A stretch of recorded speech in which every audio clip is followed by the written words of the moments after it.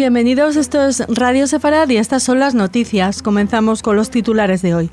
Confusión tras la primera ronda de consultas con el presidente israelí después de las elecciones del 17 de septiembre.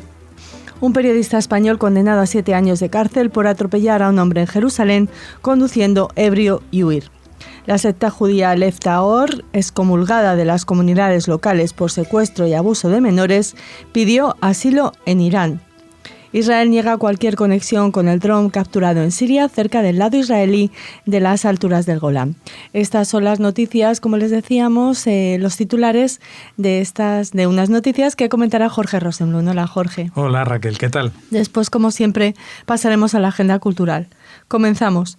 Aunque después de la primera ronda de consultas con el presidente israelí Reuven Rivlin, el centrista Benny Gantz, ganador del voto popular en los comicios de la semana pasada, obtuvo el respaldo de la lista árabe conjunta, aventajando así al primer ministro Benjamin Netanyahu en cantidad de recomendaciones para intentar formar gobierno, uno de los partidos de la coalición árabe, Balad, ha decidido denegar ese respaldo, con lo que el encargo presidencial podría volver a recaer en Netanyahu.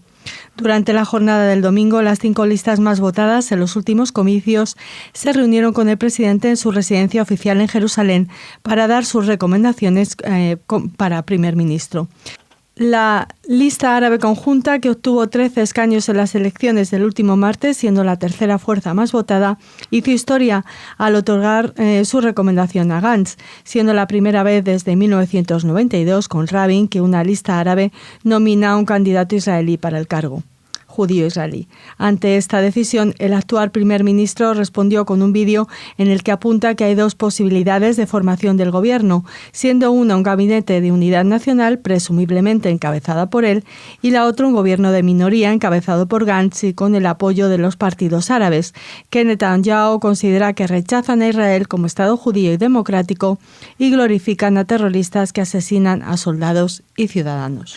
Bueno, aquí tenemos una confusión y lo digo muy claro porque en principio la lista árabe conjunta da su apoyo a Gantz y con eso y con el apoyo del laborismo Gesher por una parte y del nuevo partido de izquierdas que digamos en torno a Meretz, pues Gantz tendría un apoyo más que el bloque formado por Netanyahu, dejando fuera de las cuentas, porque no se ha pronunciado al respecto, Lieberman. O sea, él ha dicho que solamente apoyaría un gobierno de unidad nacional, ¿vale? Entonces tendríamos 56 a 55, más los 9 de Lieberman, forman los 120. ¿Qué pasa? La lista árabe conjunta, como dice su nombre, está formada por varios partidos. Y después de este encuentro, uno de los partidos que forman esta coalición árabe ha dicho que ellos no están de acuerdo en dar su apoyo a la candidatura de Gantz, con lo cual, aunque digamos de la lista árabe conjunta se quiten solamente los miembros de ese partido, pues ya se queda por debajo de Netanyahu. Con lo cual tenemos realmente un panorama otra vez de ingobernabilidad, incapacidad de formar un gobierno. Netanyahu, ya lo comentamos la semana pasada, salió con la idea de formar un gobierno que él llama de unidad nacional, pero en realidad es sumar a su coalición al partido de Gantz. Es decir, él justo antes de las elecciones se aseguró el bloque de todos los que habían sido sus socios de gobierno, es decir, los partidos ultraortodoxos, más la nueva derecha, ¿no? Y en ese bloque, junto con lo que obtuvo el Likud, que aunque haya descendido bastante respecto a las elecciones pasadas, pues suman 55. Le faltarían 6 escaños para obtener la mayoría. Si se uniese Gantz, evidentemente se solucionarían los problemas de mayoría, pero claro, el partido de Gantz nace de 2 premisas. Una, que no gobierne más Netanyahu, que esa es la principal, y segundo, entre sus fundadores está Yair Lapid, que incluso estuvo en gobierno con Netanyahu, pero con la condición de que los ultraortodoxos no reciban todos estos beneficios añadidos que ellos han gestionado a través de los años, como el no presentarse al servicio militar. Con lo cual, evidentemente, para que Gantz dé su apoyo, tendría que romper su partido. Cosa que es un poco extraña en esta circunstancia, que acaba de ganar, porque ha sacado 33 escaños frente al partido siguiente, que es el Likud, con 31. Pero no solamente eso, si uno dice, bueno, estos se están perdiendo el tiempo, va a haber un gobierno de unidad nacional, 33 más 31 son 64, e incluso a esos podríamos sumar los 9 de Lieberman, que dijo que van en gobierno de unidad nacional, mientras no estén los ultraortodoxos, ya tendríamos 73, pues alcanza y sobra, ¿no?, para ser mayoría absoluta. Pero ¿cuál es el problema? Que tendríamos que el siguiente partido, en cantidad de escaños, sería la lista árabe conjunta como jefe de la oposición. Esto uno dice, bueno, ¿cuál es el problema? Pues el problema es que todos los secretos de Estado le son comunicados al jefe de la oposición. Y este partido es un partido que evidentemente es democrático porque es elegido en las urnas y que esto que el otro, pero que desde sus bases y desde su ideología cuestiona la legitimidad de existencia del propio Estado de Israel. Con lo cual... ¿Todos los que forman la coalición o algunos? Todos los que forman la lista árabe o algunos. La lista árabe está formada por 3 partidos que cuestionan la legitimidad de Israel, algunos de forma más violenta, otros de forma más soterrada, pero básicamente ese es, fíjate que la población árabe de Israel es el 20%. Eso en términos de escaños serían 24 escaños, es decir, que 13 escaños son árabes que han votado, un 55 o 60% de los árabes han votado por ese partido que no reconoce a Israel. El otro 40% de los árabes han votado por los partidos israelíes, no judíos o como quieras llamarlo. Evidentemente creo que no habrán votado mucho a los partidos ultraortodoxos, no. Los árabes, a menos que haya entre ellos alguno que haya cambiado de religión. Pero sí que votan al Likud, sí que votan a Cajol Labán, sí que votan al laborismo o a Meretz, a los partidos de izquierda, incluso puede ser alguno que vote a la extrema derecha, cosa que me llamaría la atención, pero a ver los hilos. Lo que sí me parece que ya se pasa de claro oscuro es la declaración de Netanyahu de decir de que si no hace él esta coalición con Gantz y Gantz sube con el apoyo de tácito, no en el gobierno, pero sí para subir a adquirir el poder, el apoyo de estos partidos árabes, es como que no va a ser legítimo ese gobierno. Y vamos a ver si estamos en democracia, tanto que decimos aquí la única democracia en Medio Oriente, eso es para que valga en las buenas y en las malas, a las duras y en las maduras. Evidentemente no encontrará muchísimos apoyos Netanyahu, aunque los tiene dentro de su partido, que son árabes, pero eso no quiere decir que los árabes, por su voto y por su etnia, su voto no valga nada. ¿Y podemos pensar con esperanza en el liderazgo de Gantz? Porque se ha conseguido algo que desde 1992 no se daba, ¿no? Eso habla muy bien de... No, eso se habla más que nada que los árabes han sopesado que a pesar de que ellos no apoyan la legitimidad de Israel, prefieren basta ya de Netanyahu. Están hartos, están un poquito más hartos que el resto de los israelíes o igual, y entonces en este momento su apoyo puede decidir el cambio de gobierno.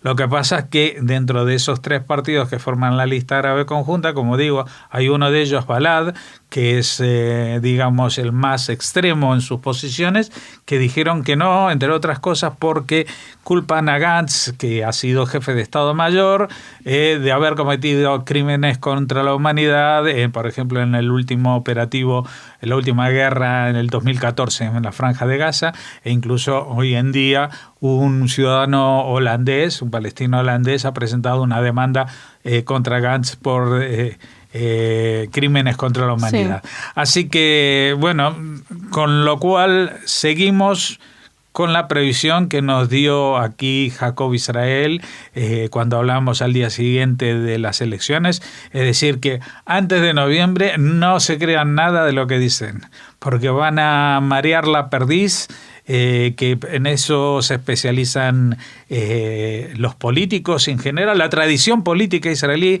es que ellos nunca van a decir ya es así, pero que la única salida que se ve a este conflicto es un gobierno de coalición de unidad nacional, y que esta vez el presidente Rivlin va a tener mucho cuidado en que no le hagan la jugada que pasó después de las elecciones de 9 de abril, cuando Netanyahu pensaba que iba a sacar los votos, pero Lieberman se fue, quedó sin posibilidades de armar gobierno, y en vez de devolver el encargo al presidente, que es lo que la ley establece, disolvió las Cortes y convocó a elecciones antes de que Gantz pudiera incluso intentar formar gobierno. Hay otras combinaciones teóricas, pero ya es muy difícil. Por ejemplo, que los partidos ultraortodoxos, que ya sabemos que de política les interesa poco, lo que quieren son sus beneficios prácticos económicos, etcétera, etcétera, pudieran entrar en una coalición con Gantz traicionando el bloque de Netanyahu. Pero Netanyahu creo que los tiene atados bien en corto, y aparte esto sería totalmente incompatible. Primero con Lieberman, seguro, y también con Lapid, que como dijimos antes era su premisa, así que en cualquiera de los dos casos, con el tema de traer los ultraortodoxos, realmente es algo bastante difícil, un sapo difícil de tragar. Continuamos. El periodista español Julio de la Guardia fue condenado en Jerusalén tras un acuerdo con la Fiscalía a 7 años de prisión por homicidio culposo tras arrollar con su automóvil a un peatón y darse a la fuga cuando conducía en completo estado de embriaguez. También indemnizar a la madre y las hermanas del fallecido, un brillante pianista, compositor y director de orquesta ultraortodoxo judío, y su licencia para conducir fue suspendida por 15 años. La víctima fue arrollada por de la Guardia con su automóvil en la Plaza París de Jerusalén cuando regresaba de rezar en el Kotel durante la primera noche de la festividad de Sukkot a finales de septiembre de 2018. Una hora más tarde, la policía logró localizar el vehículo involucrado en el monte Scopus con signos de daños consistentes con el atropello. Tras detener al conductor, una prueba de la policía determinó que el nivel de alcohol en su sangre estaba 3 veces por encima del límite legal. Luego confesó que había arrollado al peatón y se había dado a la fuga. De la Guardia trabajaba para varios medios españoles, incluyendo El País, durante años, y en 2011 fue deportado debido a una disputa por violencia familiar. Posteriormente recibió una visa de trabajo que le permitió regresar a Israel. De la Guardia también ha sido acusado de huir de la escena del accidente, cruzar el semáforo en rojo y conducir por encima del límite de velocidad. Durante la investigación del accidente, la policía descubrió que trabajó durante varios meses para un canal de televisión iraní en idioma español bajo un nombre falso. Bueno, ¿qué más se puede agregar al currículum de esta persona, no? Pues que los titulares de la prensa española son un periodista español detenido acusado en Israel, no sé qué, no ponen que no es por la práctica del periodismo. Exacto, no, esto no tiene nada que ver con la práctica del periodismo, pero incluso en la práctica del periodismo, fíjate, él vive en Israel para informar a Hispan TV, ¿no? Que da la casualidad que también apadrina a uno de los partidos políticos aquí en España. este señor es un bicho. ¿Qué quieres que te diga? Lo mínimo que se puede decir de él. Estaba acusado no solamente de esto, sino que en el pasado también violencia familiar, etcétera, etcétera. O sea, todo esto realmente dibuja un personaje bastante tétrico y que justamente trabajaba en las máximas esferas del periodismo español, ¿no? Porque era columnista en el país, no era alguien que está en no sé en qué provincia lejana y si hay una inundación pues lo ponen al micrófono. Una serie de documentos presentados la semana pasada en una corte en Estados Unidos muestra que los líderes de la secta judía hasídica Aleph Tahor pidieron asilo en Irán. La petición habría sido realizada el año pasado y los miembros de la secta incluso llegaron a jurar lealtad a Ali Khamenei. En la petición solicitaron asilo, protección y libertad religiosa para las familias que integran la secta e incluso llamaron a cooperación y ayuda en contra del dominio sionista para liberar pacíficamente la Tierra Santa y al pueblo judío. Los miembros de la secta, calculados en más de 200, se encuentran actualmente en Guatemala, después de haber huido de Canadá, donde se les acusó del maltrato a los hijos e incluso de promover matrimonios infantiles. La secta fue fundada en los años 90 por el rabino Shlomo Gelbrands, que murió en el año 2017 ahogado en un río en México. La secta es criticada de forma casi unánime en el mundo judío y están excomulgados de las comunidades locales. Bueno, no sé si ustedes recordarán, hace unos años hubo un programa en la televisión española de una chica, creo que es en Telemadrid, no recuerdo, o en 4, que hace experiencias en 3 semanas con, no sé, Tabata o algo así. Sí, bueno, no recuerdo. Sí. Ella conoció... Sí, 24 horas, no Exacto. sé. En este caso ella viajó a una reunión hasídica en Nueva York y se encontró con gente que hablaban en español. Eran guatemaltecos que se habían desplazado allí en representación de los de Aleph Tahor en Guatemala. Y la invitaron a hacer un reportaje en Guatemala. Ella viajó ahí. Bueno, el reportaje ponía los pelos de punta de cómo era la gente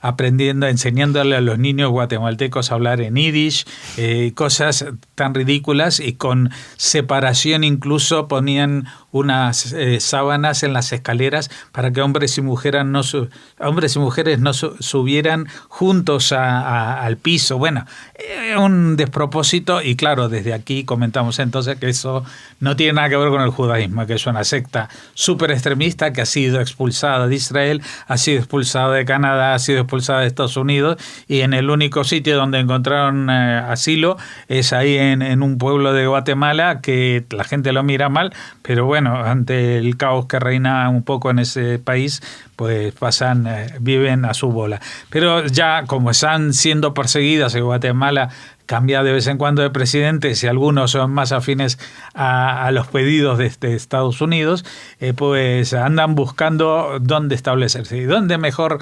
establecerse que el paraíso para un judío que en Irán? Así que llegaron a jurar lealtad a Ali Khamenei. Esto ya, bueno... Si alguien dudaba y alguien tenía la más mínima duda de quiénes son esta gente, ni siquiera estamos hablando de los Neturei Karta que viven en Jerusalén y que abjuran de los sionistas y que no quieren que haya un Estado judío y hablan con los palestinos. Estos directamente quieren vivir ahí, en Irán. Pues por mí que vayan a vivir, que estupendo. Se lo pasen pipa. Que se lo pasen muy bien.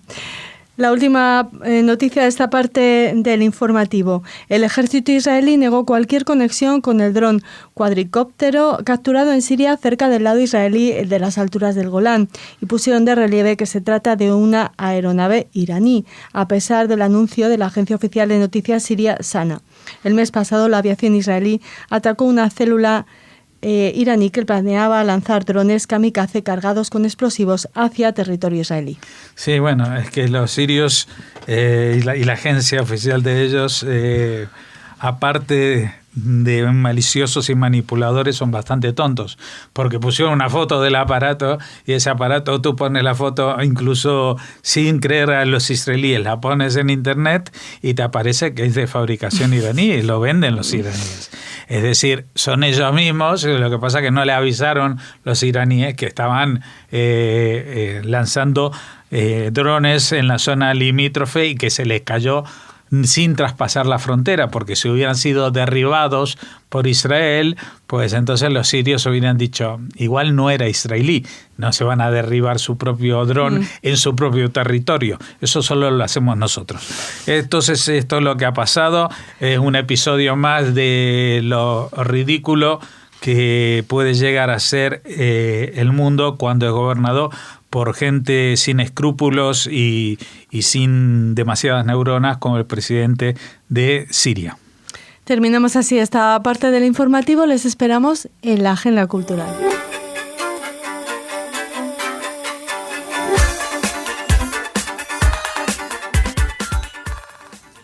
Bueno, hemos llegado a la parte cultural. Se habrán dado cuenta que hoy no está es verdad, Alex. Que le tenemos que felicitar por haber sido tío. Exactamente. Bueno, así que en la primera parte Raquel leyó las noticias generales y ahora también leerá las culturales. Sí, empezamos en Toledo porque bueno, ya se ha iniciado el otoño, ya le hemos dicho adiós oficialmente al verano y también comienza la Semana Sefardí de la capital de Sefarad, de Toledo. La cultura judía volverá a ser protagonista en Toledo hasta el 29.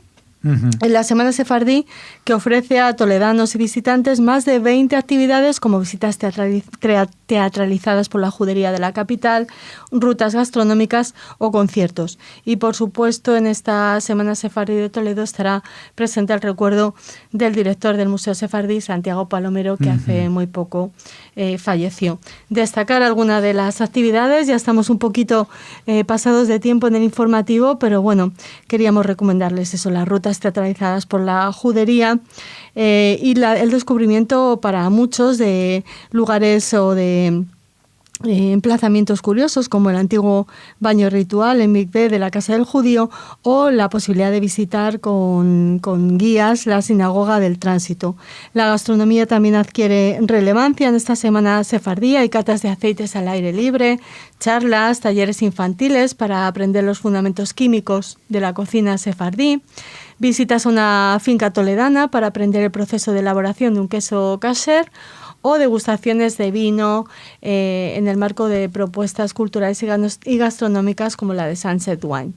La música también estará presente con el concierto de Ethos a Tramo, un dúo toledano que mezcla diferentes ritmos y timbres antiguos con sonidos de síntesis y secuencias electrónicas. Sí. Así que si lo buscan aquí en Radio Sefrad podrán escuchar algún programa que hemos hecho sobre ellos, Ethos a Tramo. Sí. Y luego el ingeniero Antonio Pérez Verde impartirá una charla sobre la vida del astrónomo Azarquiel y sus instrumentos astronómicos y se podrá observar el Sol desde 5 telescopios ubicados en el Mirador de los Jardines del Tránsito y en el Mirador Terraza de la Plaza de San Juan de los Reyes. Estas son algunas de las 20 actividades que nos proponen desde el Otoño Sefardí de Toledo. Y luego, continuando con estas actividades otoñales, viajamos a Lucena. Si antes estábamos en la capital de Sefarad, ahora nos vamos a la perla de Sefarad. A la perla. Que es Lucena, ya saben, esta localidad cordobesa. En la Biblioteca Municipal se ha presentado la segunda edición del concurso de microrrelatos que por primera vez organiza el Ayuntamiento de Lucena como impulsor cultural de la Red de Juderías de España. Es el concurso de microrrelatos Benjamín de Sefarad y es una de las actividades programadas en el septiembre sefardí de Lucena. El concurso de microrrelatos arrancó en 2014 con el objetivo de dar a conocer entre el alumnado de la comunidad educativa española el legado sefardí de las 22 ciudades que forman la Red de Juderías de España. Así que los escolares nacidos entre los años 2005, 2006, 2007 y 2008 pueden participar en este concurso. Tienen que escribir un relato de no más de 350 palabras. También se les invita a visitar diferentes ciudades de la red y fotografiarlas. Y los 30 relatos mejores, bueno, pues pasan a publicarse en un libro para que ellos y el resto de estudiantes puedan seguir descubriendo el mundo sefardí. Muy bien, microrelatos escritos por microestudiantes. Sí, aquí tuvimos en Radio Sefarad, si se acuerdan, entrevistamos al ganador, a Javi, sí, del año pasado. El del año pasado. Y bueno, que era de Lucena también, precisamente. Y les hablamos ya se conoce el nombre de la película que será representante de Israel en la candidatura a la mejor película internacional, que es ahora como se conoce lo que antes se conocía como mejor película en lengua extranjera en los Oscars. Ajá. O sea que ya no es, o sea, puede ser internacional y hablarse en inglés. Pues claro, puede ser. Debe ser de que ya se hacen producciones que no son que son en inglés, pero de otros países que... Sí, que entraban en competición general, digamos, pero que en este caso pues se integrarán en esta que antes era mejor película en lengua extranjera. Ya saben cómo se elige siempre la candidata israelí a los premios Oscar. Siempre es la película que gana, que se alza con la victoria en los premios Ophir de la cinematografía israelí. Ajá. En este caso es una película de la que hemos hablado aquí en Radio Sefarad, Yamin Noraim, acerca del asesino del magnicida de Isaac Rabin. Está dirigida por el director Yaron Zilberman y el protagonista es súper sefardí, Yehuda Nahari Alevi. Y la trama se desarrolla totalmente desde la perspectiva personal del entonces joven israelí que hoy, a sus 49 años, pues sigue condenado a cadena perpetua en Israel como asesino de Rabin. Al recoger el premio de la cinematografía israelí, de los premios Ophir, el director elogió la memoria de Rabin, expresó su esperanza de que en Israel acaben la incitación y la división y pidió la unidad entre los israelíes. Ha habido diferentes pasos de esta película que se estrenará este 26 de septiembre en Israel, o sea que ha ganado premios, pero a nivel... No se ha estrenado todavía. No, todavía no lo ha podido ver el público, han sido los académicos y los críticos. Sí. La cinta tuvo su premier internacional este mes en el Festival Internacional de Cine de Toronto a principios de septiembre. Al estreno de la película asistió Dalia Rabin, una de las hijas del asesinado primer ministro, y parece que la familia está bastante conforme, o al menos esta hija, en cómo se ha representado. Sí, hay mucha gente que no está conforme con lo que dice la hija. Ya. Sí. Bueno, pues es la representante israelí a esta mejor película en lengua extranjera que competirá, si realmente es finalmente elegida, con Dolor y Gloria de Almodóvar, que es nuestra representante. Claro, y con otras 192 países que... No, porque yo ya doy por hecho que Almodóvar va a estar en la... Sí, tú ya crees que en la final. Yo creo que este año sí. Bueno, pues vayan apuntando y si quieren nos mandan sus apuestas a redacción @Radio Sefarad. Pues nosotros lo que vamos a hacer ahora mismo es despedirnos hasta mañana. Hasta mañana.